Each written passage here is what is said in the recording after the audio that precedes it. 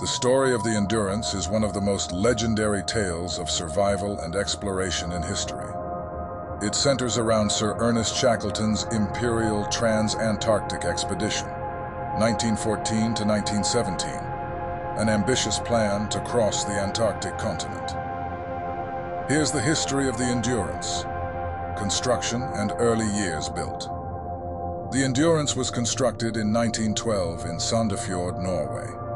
Purpose: originally named Polaris, it was designed as a polar exploration ship, made to withstand the crushing pressures of pack ice. Specifications: length, 144 feet. Crew capacity, 27 men. Notable design feature: a reinforced wooden hull with planks of oak and greenheart, a particularly strong wood, for withstanding icy waters. Shackleton purchased the Endurance in 1914 for his Antarctic expedition, renaming it to reflect his motto, "By endurance, we conquer." The Imperial Trans-Antarctic Expedition.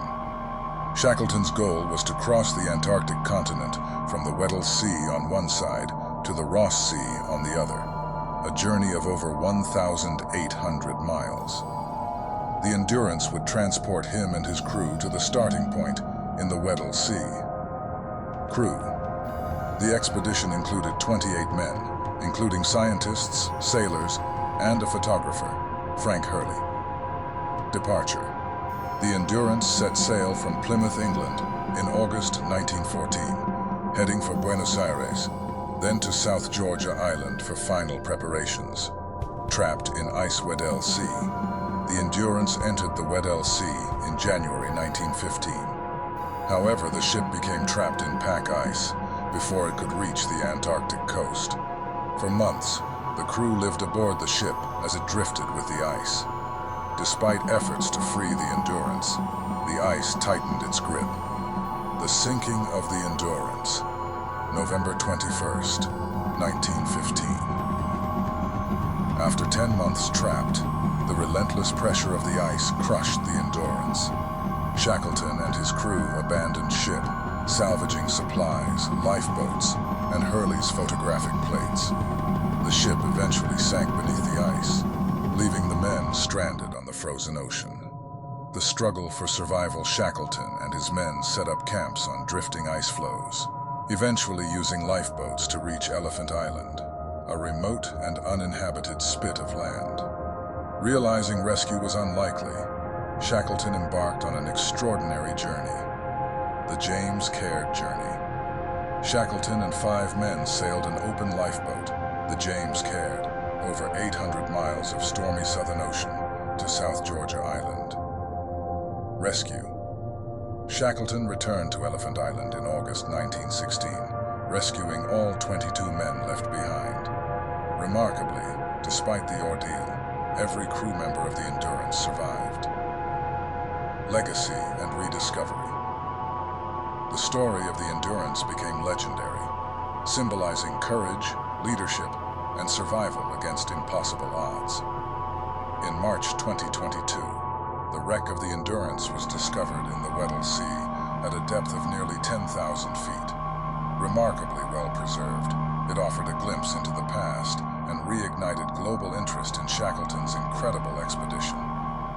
The Endurance's tale is one of resilience, highlighting human determination and the enduring spirit of exploration. Now, we're going to get into a few different scenarios of what could have really happened to the Endurance ship. Scenario 1. Sabotage by a crew member. In this alternate situation, tensions among the crew of the Endurance reach a boiling point as they face the harsh, isolating conditions of the Antarctic. Shackleton's leadership, while strong, cannot quell the growing resentment of one crew member who feels Shackleton is pushing the expedition beyond its limits for personal glory. This crew member, unnamed in the ship's records, begins sabotaging critical operations. They subtly tamper with equipment essential for navigation and ice-breaking efforts, leaving the ship increasingly vulnerable to the encroaching pack ice. One fateful night, the saboteur deliberately weakens a key structural beam in the engine room. causing the ship to lose its ability to withstand the ice's relentless pressure. The sabotage isn't immediately evident, but as the ice closes in, the weakened structure gives way, and the Endurance succumbs to the crushing force. Shackleton suspects foul play, but without hard evidence, focuses solely on survival. The mystery of the ship's unexpected fragility haunts him for the rest of his life. Scenario 2. A hidden submarine encounter. During the Endurance's voyage in 1915, unknown to Shackleton and his crew, the Weddell Sea becomes an unintended theater of covert naval activity during World War I. A German U-boat submarine, operating under secret orders, is sent to the Southern Ocean to evade detection and gather intelligence on Allied shipping routes. In the icy waters, the U-boat mistakes the Endurance for a military vessel conducting espionage or reconnaissance. The submarine's captain, following orders, fires a torpedo.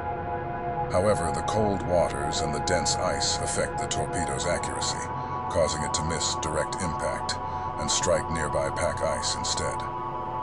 The resulting explosion destabilizes the ice around the Endurance, trapping the ship much faster and more violently than expected.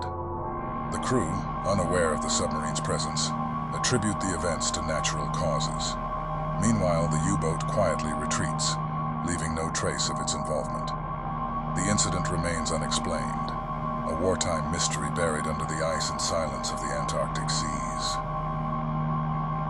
The last and final scenario is from a journal entry that I found. The Endurance cut through the icy waters of the Southern Ocean, her wooden hull creaking under the strain of unrelenting waves.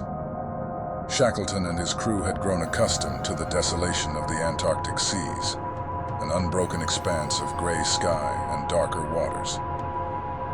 But in recent days, something had changed. An unshakable tension had settled over the ship, a collective unease they couldn't quite name. It began with faint sounds, deep, resonant thuds reverberating through the hull at night. The crew dismissed them at first, chalking them up to the natural groans of the sea. But then came the shadows. On the third evening, as the sun dipped below the horizon, painting the icebergs in hues of crimson and gold, First Mate Worsley stood at the helm.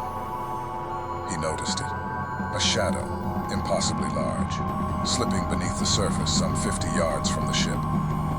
He froze, gripping the wheel, his breath clouding in the frigid air. "Something wrong, Mr. Worsley?"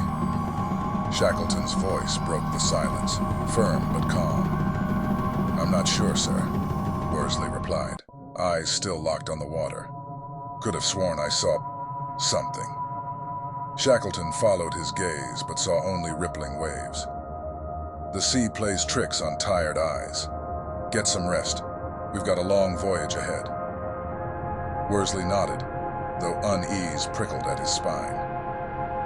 By the fifth day, no one could deny the presence of something in the water. Supplies had begun vanishing, barrels of salted pork and crates of hardtack stored near the stern. At first, the crew suspected each other, tensions running high in the confined quarters of the ship.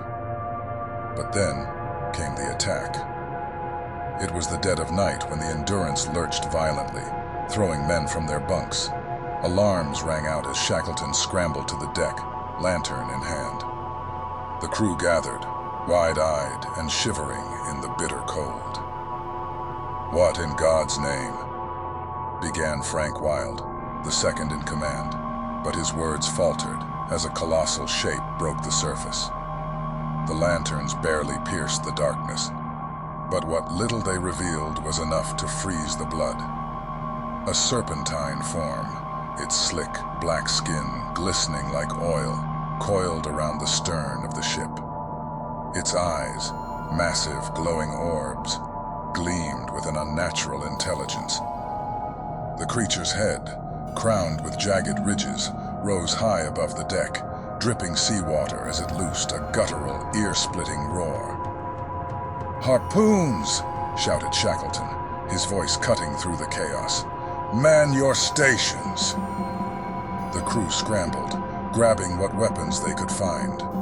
A handful of harpoons were fired, but the monster barely flinched, its thick hide impenetrable. It tightened its grip on the ship, the wood groaning under the immense pressure. "Sir!" cried Worsley. "The rudder!" "It's crushing the rudder!" Shackleton's mind raced. If they lost the rudder, they'd be at the mercy of the currents, drifting aimlessly in the Antarctic wasteland. "Aim for the eyes!" he ordered. One of the crew, a wiry Scotsman named McNish, hurled a harpoon with all his strength. The weapon struck true, embedding itself in one of the glowing orbs.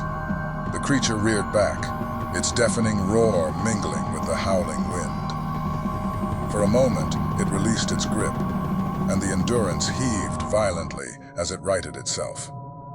"She's retreating!" someone shouted, but Shackleton wasn't so sure. The monster sank beneath the waves, the water swirling in its wake. The crew held their breath, lanterns swinging wildly as they scanned the dark sea. "Is it gone?" whispered Frank Hurley, the ship's photographer, clutching his camera as if it could ward off the beast. "No," Shackleton said grimly. "It's waiting." For days, the Endurance sailed on, but the creature remained a constant shadow, trailing them just beneath the surface. At night, its glowing eyes would appear at the edge of the ship's lantern light, a silent reminder of its presence. The crew grew gaunt and haggard, their nerves stretched to the breaking point. Then came the final confrontation. A violent storm struck without warning, waves towering like mountains as the wind screamed through the rigging. The Endurance was tossed like a toy, her mast groaning under the strain. And in the heart of the storm, the monster returned. It rose from the depths, illuminated by flashes of lightning, a nightmare made flesh. The crew fought valiantly, their shouts drowned out by the cacophony of the storm. Shackleton himself took up a harpoon, driving it into the creature's flank as it lunged for the ship. But the Endurance was no match for the beast. With a final thunderous roar, it smashed its massive tail against the hull. The ship splintered, men thrown into the freezing sea as the icy water claimed her. Shackleton and a handful of survivors clung to a lifeboat, watching helplessly as the Endurance sank beneath the waves. The monster vanished with her, leaving only a churning vortex in its wake. For hours, the survivors drifted in stunned silence, the storm finally abating.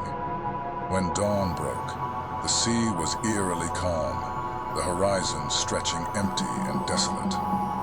No one spoke of the creature again. To those who would listen, they told tales of ice and hardship, of heroism and survival. But the shadow beneath the waves, the thing that had stalked them through the Antarctic seas, became a secret they carried to their graves.